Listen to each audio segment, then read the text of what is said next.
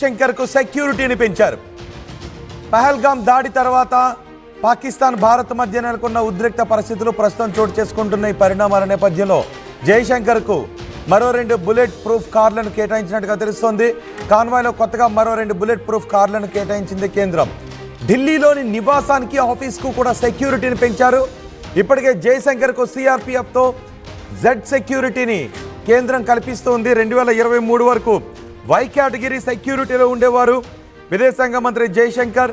2023 తర్వాత నుంచి జయశంకర్ను Z category security కల్పించడం మొదలుపెట్టారు. జయశంకర్ సెక్యూరిటీ టీంలో 6 ఎన్ఎస్జీ కమాండోస్తో సహా మొత్తం 33 మంది సిబ్బంది ఉంటారు.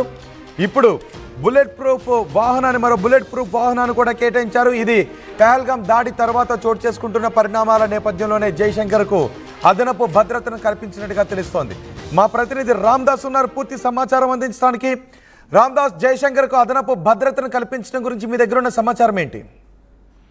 కేంద్ర ప్రభుత్వం అయితే కీలక నిర్ణయం తీసుకుంది. విదేశాంగ మంత్రి జయశంకర్ భద్రతను అయితే మరింత కట్టుదిట్టం చేస్తున్నట్టు తెలుస్తుంది. ఆయన నివాసం దగ్గర ఇప్పటికే భద్రతను బలోపేతం చేయడం కాకుండా ఆయన ప్రయాణించే కాన్వాయ్లో కూడా బుల్లెట్ ప్రూఫ్ వాహనాన్ని అదనంగా చేర్చారు. ఇక దీనికి సంబంధించి కేంద్ర ప్రభుత్వ అధికార వర్గాలను ఉటంకిస్తూ కొన్ని మీడియా కథనాలు అయితే వెలువడుతున్నాయి. ఇప్పటికే పహల్గామ్ దాడి ఆపరేషన్ సింధూర్ నేతృత్వంలో భారత్ పాకిస్తాన్ సంబంధాలు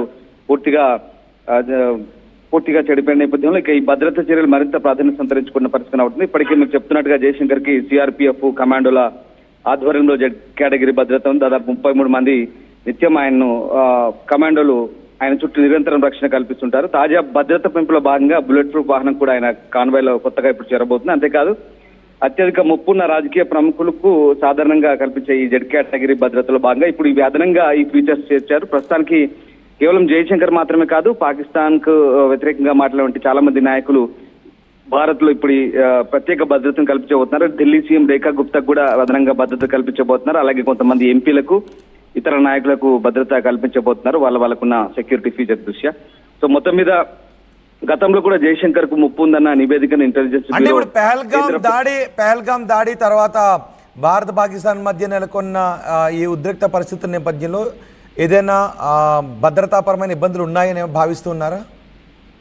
డెఫినెట్ గా అంటే జయశంకర్ నిజంగా చాలా కీలక పాత్ర పోషిస్తున్నారు భారత్ పాకిస్తాన్ దౌత్య సంబంధాల విషయంలో. ముఖ్యంగా ప్రపంచ దేశాలకు పాకిస్తాన్ నుంచి మనకు ఎప్పుడైతే ముప్పు పొంచి ఉందని పహల్గామ్ అటాక్ తర్వాత మనం పూర్తి స్థాయిలో దౌత్య యుద్ధాన్ని ప్రారంభించాం. అప్పటి నుంచి కూడా జయశంకర్ విదేశాంగ మంత్రి హోదాలో చాలా కీలకంగా వ్యవహరిస్తున్నారు. ఆయన ప్రపంచ దేశాలందరికీ కూడా పాకిస్తాన్ వైఖరిని ఎండగట్టే ప్రయత్నంలో భాగంగా ఆయన ఎప్పటికప్పుడు చాలా యాక్టివ్ గా పనిచేస్తున్నారు. అంతేకాదు కేవలం ఇండియాలోనే కాదు, ప్రపంచ దేశాల రాయబారులతో సమావేశం అవడం, అలాగే ఐక్యరాజ్య సమితిలో మన వాణిని వినిపించే విధంగా విదేశాంగ శాఖ అధికారులను పురమాయించడం కావచ్చు. ఈ రకంగా అన్ని దేశాలతో, అమెరికాతో సహా యూరోపియన్ దేశాలతో, మిగతా అన్ని దేశాలతో కూడా ఆయన చాలా సంబంధాలు నెలకొల్పడము భారతదేశం తరపు నుంచి అన్ని రకాలుగా ప్రయత్నిస్తున్నారు. కేవలం పాకిస్తాన్ అంశమే కాదు, ఇప్పటికే చాలా అంశాల్లో పాకిస్తాన్ ఎండగడుతూ ఆయన చాలా విషయాల్లో చాలా క్లారిటీ ఇచ్చే ప్రయత్నం చేస్తూ చాలా యాక్టివ్ గా ఉంటున్నారు. ఈ నేపథ్యంలో పహల్గామ్ అటాక్ తర్వాత అటు తీవ్రవాదుల నుంచి పొంచి ఉన్న ముప్పు లేదా ఇతరత్ర భద్రతాపరమైన అంశాల నేపథ్యంలో ఆయనకు అదనంగా ఈ భద్రత కేటాయించినట్టుగా తెలుస్తుంది. ముఖ్యంగా ఇప్పుడున్నటువంటి ఉద్రిక్తల నేపథ్యంలో ఆయనకు ఈ అదనపు భద్రత కేటాయించారు. తాజాగా ఆయనకు కేటాయించిన భద్రతతో మరింత సంఖ్య అంటే పోలీస్ సంఖ్య పెరిగే అవకాశం అయితే కనిపిస్తుంది. స్పెషల్ కమాండోలతో జెడ్ కేటగిరీలో ఆయనకు ఈ భద్రత పెంచడం అయితే ఆసక్తి కనిపిస్తుంది. మరోవైపు అటు ఢిల్లీలోని పాకిస్తాన్ హైకమిషన్ అధికారికి మనమైతే వెంటనే దేశం విడిచిపోవాలంటూ ఆదేశాలు జారీ చేసిన పరిస్థితి. ఈ నేపథ్యంలో ఒక్కసారిగా అంటే అక్కడ ఆయన కొన్ని సీక్రెట్స్ లీక్ చేశారు. సైన్యానికి కదలికలకు సంబంధించి, మన నాయకుల సెక్యూరిటీ ఫీచర్స్ సంబంధించి కొన్ని లీక్స్ అయితే చేసినట్టుంది. దాంట్లో భాగంగానే ఇప్పుడు జయశంకర్ కూడా ఈ భద్రత పెంచారనే కొంత అనుమానం కూడా కలుగుతోంది. సో ఆ రకంగా అతన్నైతే మనం డిపోర్ట్ చేస్తున్నాం, ఒక దౌత్య అధికారిని. సో అంటే కొన్ని ఇంటెలిజెన్స్ ఇన్పుట్స్ ఆధారంగా ప్రస్తుతానికి జయశంకర్ భద్రత పెంచినట్టుగా తెలుస్తుంది. అంటే ఇప్పుడు పాకిస్తాన్ తో పెరుగుతున్న ఉద్రిక్తత నేపథ్యం కూడా భద్రత పెంచిన తీరు ఒక రకంగా మనం అర్థం చేసుకోవాలి. గతంలోనే 2023లో ఆయనకి ఇచ్చిన వై కేటగిరీ భద్రతను ఇదివరకే వచ్చినటువంటి కొన్ని బెదిరింపుల దృష్ట్యా అది జెడ్ కేటగిరీగా మార్చారు ప్రభుత్వం. ఈ నేపథ్యంలో తాజాగా ఇంటెలిజెన్స్ బ్యూరో ఒక నివేదిక సమర్పించింది. జయశంకర్ కు ముప్పు పొంచి ఉందనే ఆ హెచ్చరికల నేపథ్యంలో తాజాగా ప్రభుత్వం అయితే ఈ నిర్ణయం తీసుకుందని చెప్పాలి. దీంతో జయశంకర్ భద్రత మరింత పెరిగే అవకాశం కనిపిస్తుంది. దాంతో పాటు ఇంకొంతమంది నాయకులను కూడా ఇప్పటికే అప్రమత్తం చేసింది ఇంటెలిజెన్స్ బ్యూరో.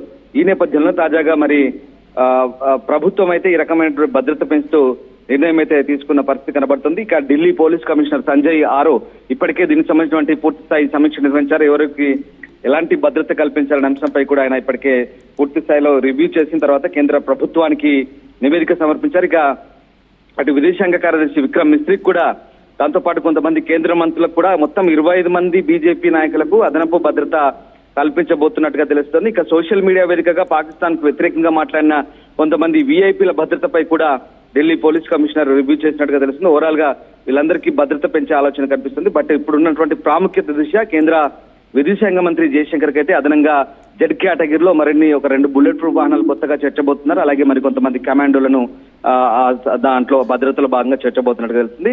ప్రధానంగా భారత్ పాకిస్తాన్ ఉద్రిక్తతలు అలాగే అంతర్జాతీయంగా ఆయన యాక్టివ్ గా ఉంటారు. అంతర్జాతీయ వ్యవహారాల నిపుణుడు కాబట్టి ఖచ్చితంగా ఆయనకు విదేశీ ఉగ్రవాదులతో పొంచి ఉన్న ముప్పు భద్రత కారణంగా ప్రస్తుతం ఈ భద్రత పెంచారు.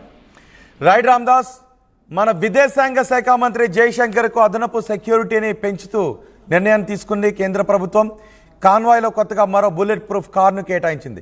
2023 వరకు ఆయనకు వై కేటగిరీ భద్రత ఉండేది. అయితే ఆయనకు ఉన్న ముప్పు అంచనాల నేపథ్యంలో ఆయన భద్రతకు ముప్పు ఉందనే సమాచారంతో ఐబీఐ హెచ్చరికల సూచనలతో ఆయనకు జెడ్ కేటగిరీ సెక్యూరిటీని పెంచారు. ఢిల్లీలోని నివాసానికి ఆఫీస్కు కూడా సెక్యూరిటీని పెంచారు. ఇప్పటికే జయశంకర్కు సిఆర్పిఎఫ్తో జెడ్ సెక్యూరిటీని కల్పిస్తుంది కేంద్రం. జయశంకర్ సెక్యూరిటీ టీంలో 6 ఎనర్జీ కమాండోస్ ఉంటారు. మొత్తం 33 మంది సిబ్బంది ఉంటారు. ఆపరేషన్ సింధూర్తో కీలక నిర్ణయాన్ని తీసుకుంది కేంద్రం. 2 ఏళ్ల క్రితమే ఆయన వై సెక్యూరిటీని జెడ్ కేటగిరీ సెక్యూరిటీకి పెంచుతూ నిర్ణయం తీసుకున్నారు. ప్రస్తుతం పహల్గామ్ దాడి తర్వాత పాకిస్తాన్ భారతదేశం మధ్య నెలకొన్న ఈ పరిస్థితుల నేపథ్యంలో జయశంకర్కు అదనపు భద్రతను కల్పిస్తూ ఈ నిర్ణయాన్ని తీసుకున్నారు.